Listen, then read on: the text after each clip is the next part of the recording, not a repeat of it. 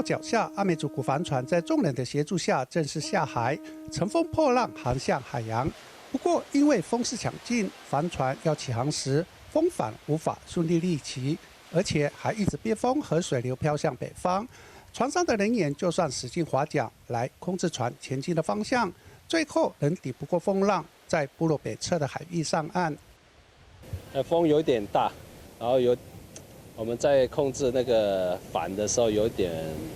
就是很不容易把它立起来，因为只要我们一立的时候，马上会被风的影响，所以今天在试帆的时候，其实有点困难。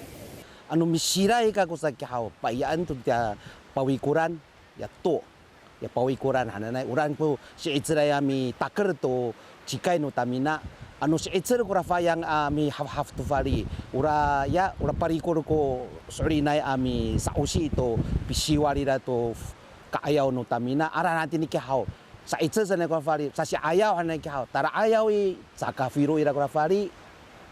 这一艘阿美族古帆船是由台东县南岛17大学发展协会与成功镇都立部落合作，透过计划并有部落的年轻人根据长者的技艺打造而成，希望重建阿美族古帆船技艺及回溯南岛民族的航海文化。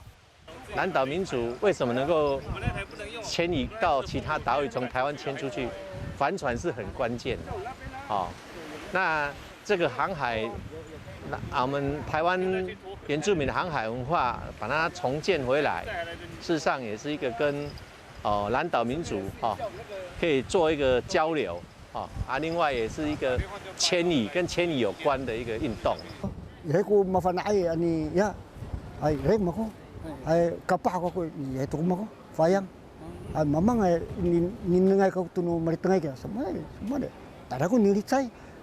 都立部落阿美族古帆船首航，原本计划先逆风往南出海，再顺风往北侧风返航，来证明原住民传统的主体帆船可以像南太平洋南岛民族一样顺风与逆风行进，但仍因为风势强劲未能顺利航行。不过族人表示，检讨后会计划再尝试航行。延世新闻法务台东成功采访报道。